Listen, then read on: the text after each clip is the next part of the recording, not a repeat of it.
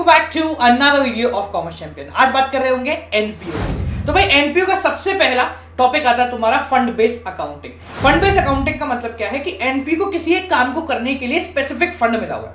अब क्योंकि एनपीओ के पास उस काम को करने के लिए स्पेसिफिक पैसा पड़ा हुआ है, तो उस काम से रिलेटेड सारे फायदे सारे नुकसान उसी स्पेसिफिक फंड से होंगे। ये स्पेसिफिक फंड आपके बैलेंस शीट में लायबिलिटी साइड शो किया जाता है and any expenses related to that fund वो उसी में से माइनस हो जाते हैं बैलेंस शीट के अंदर ही।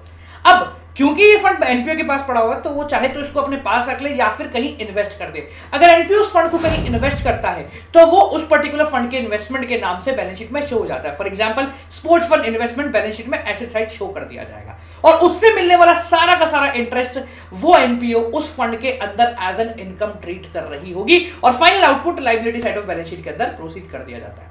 इसके एक दो केस बन जाते हैं। केस नंबर 1, जब आपका फंड कम पड़ गया और आपके एक्सपेंसेस बहुत ज्यादा हो गए, मान लेते 1 लाख रुपए का फंड और एक्सपेंसेस हो गए 1.5 लाख, तो इस पर्टिकुलर कंडीशन में हम फंड को दिखाएंगे जीरो बैलेंस शीट के अंदर और इनकम एंड एक्सपेंडिचर अकाउंट के अंदर एक्सपेंडिचर साइड 50,000 रुपए का खर्चा शो कर रहे होंगे। ठीक है जी। इसके अलावा एक कंडीशन और आती है जहां पर हम एक ऐसे फंड का निर्माण कर रहे हैं जिससे कोई एसेट बन रहा है। So whenever a fund leads to create an asset, उस पर्टिकुलर कंडीशन में उस फंड पे होने वाला सारा का सारा खर्चा आप बैलेंस शीट में एसेट साइड भी शो करेंगे and the same amount will be added to capital fund. चिंता ना करें, बैलेंस शीट गड़बड़ाएगी क्योंकि ये सिर्फ बैलेंस शीट का एक एक्सट्रैक्ट होगा, ना कि पूरी बैलेंस शीट। ठीक है। अगला मटेरियल जो आता है वो है cost of material consume. Cost of material consume का मतलब होता है कि एनपीओ ने पूरे समय के अंदर कितना, पूरे साल के अंदर कितना मटेरियल खा लिया है, कंज्यूम कर लिया है। इसको निकालने का एक स्पेसिफिक फॉर्मूला है जो कि होता है opening stock plus purchase minus closing stock. ठीक है। जो आइटम आता है यानी कि मटेरियल कंज्यूम, वो इनकम एंड एक्सपेंडिचर अकाउंट के अंदर एक्सपेंडिचर साइड शो कर दिया जा रहा होता है। अब बात आती है कि इसके अंदर प्रॉब्लम क्या है। इसके अंदर प्रॉब्लम है कि ओपनिंग स्टॉक क्वेश्चन में मिल जाएगा, क्लोजिंग स्टॉक मिल जाएगा, जो बीच का परचेज है ये परचेज आपको क्वेश्चन में नहीं मिलता। तो अगर नहीं मिलेगा तो आपको कैसे कैलकुलेट करना है। परचेज दो प्रकार से होती है, या तो वो होगी कैश या फिर वो होगी क्रेडिट। ठीक है। कैश परचेज क्वेश्चन में मिल जाए तो अच्छी बात है, नहीं मिले तो हम उसको जीरो मान लेंगे। ठीक है। उस पर्टिकुलर कंडीशन में हम दूसरी चीज यानी कि क्रेडिट परचेज कैसे कैलकुलेट करते हैं, amount paid plus closing creditor minus opening creditor. ठीक है जी। Amount paid plus closing creditor minus opening creditor करने से हमें क्रेडिट परचेज कैलकुलेट हो जाती है। आप चाहे तो इसका अकाउंट बना के भी देख सकते हैं और आप चाहे तो इसको डायरेक्टली भी प्रोसीड कर रहे होते हैं। ठीक है। कभी कभी इसके साथ एक दो एलिमेंट और आ जाते हैं, जैसे कि एडवांस आपको क्वेश्चन के अंदर मिल जाए। So if you find advance, आप ओपनिंग एडवांस को जोड़ दीजिए और क्लोजिंग एडवांस को माइनस कर दो, आपका उत्तर बहुत आराम से आ जाएगा। ठीक है।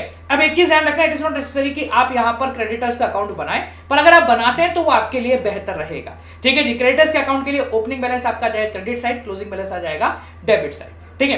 नेक्स्ट पॉइंट जो आता है एनपीओ के अंदर वो है सब्सक्रिप्शन। सब्सक्रिप्शन एनपीओ के लिए एक डे टू डे कमाई है। क्योंकि वो डे टू डे कमाई है इसलिए वो इनकम एंड एक्सपेंडिचर अकाउंट के अंदर इनकम साइड शो की जाती है। इनकम और एक्सपेंडिचर अकाउंट अक्रूवल बेसिस पे काम करता है, यानी कि ये सिर्फ इसी साल को काउंट करेगा, पिछले साल को अगले साल को काउंट नहीं करेगा। तो हमारा काम ये रहता है कि अगर हमें टोटल सब्सक्रिप्शन रिसीव्ड क्वेश्चन में दिख रहा है तो हमें पिछले साल का हटाना पड़ता है, आने वाले साल का हटाना पड़ता है। इसको हटाने के लिए सिंपल से फॉर्मूले का इस्तेमाल करते हैं कि अगर आउटस्टैंडिंग इन द बिगिनिंग है तो माइनस होगा, आउटस्टैंडिंग एट द एंड है तो ऐड हो जाएगा, एडवांस इन द बिगिनिंग है तो ऐड होगा और एडवांस एट द एंड है तो वो माइनस हो जाएगा। ये कंडीशन तभी फॉलो होगी जब आपको क्वेश्चन में टोटल सब्सक्रिप्शन रिसीव्ड देखने को मिल रहा होता है। अगर हमें सिर्फ ये दिखाए कि इस साल से कितना सब्सक्रिप्शन है तो हम पिछले साल के एडवांस को यहां पर कंसीडर पिछले साल के आउटस्टैंडिंग को यहां पर कंसीडर नहीं करेंगे। अब एक बात को ध्यान रखना, ऐसा हो सकता है कभी कि पिछले साल का आउटस्टैंडिंग हो 10,000 और आपको इस साल सिर्फ रिसीव हुआ है 6,000 रुपए, तो इसका मतलब यह माना जाएगा कि जो 4,000 बचे हुए हैं वो स्टिल आउटस्टैंडिंग शो होंगे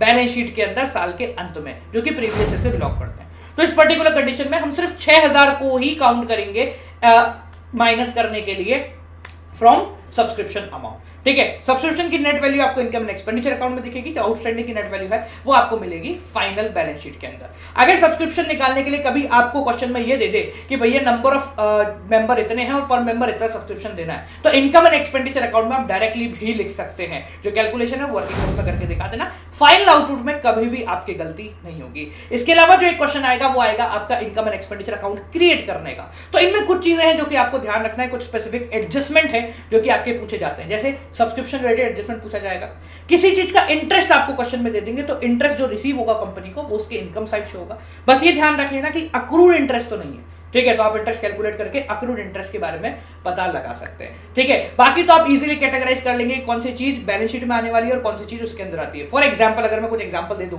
तो उसके हिसाब से जितना भी आप लोगों को अनरिस्ट्रिक्टेड फंड मिलेगा, कोई अगर फंड मिल रहा है जैसे कैपिटल फंड है, जनरल फंड है, तो ये बैलेंस शीट के अंदर प्रोसीड हो रहा है। ठीक है, इसके अलावा एंट्रेंस फी आपके आ जाएगी इनकम एंड एक्सपेंडिचर अकाउंट में, लाइफ मेंबरशिप फी चली जाएगी बैलेंस शीट के अंदर, जनरल डोनेशन है तो आपको इनकम एंड एक्सपेंडिचर अकाउंट के अंदर शो हो जाएगी, लेगेसी जनरल है तो इनकम एंड एक्सपेंडिचर, कोई सेल ऑफ ओल्ड एसेट है तो इसके अंदर आने वाला गेन या फिर लॉस वो आपके चला जाएगा income and expenditure, total value balance sheet, sale of old newspaper या परचेज वो भी आपके इनकम एंड एक्सपेंडिचर के अंदर आएगा, ऑनरेरियम वो भी इनकम एंड एक्सपेंडिचर के अंदर आएगा। ठीक है, तो इन सारे टॉपिक्स को ध्यान में रखेंगे। मिलेंगे अगली वीडियो के साथ। टिल देन बाल, keep on watching. Good night, bye bye, नमस्कार।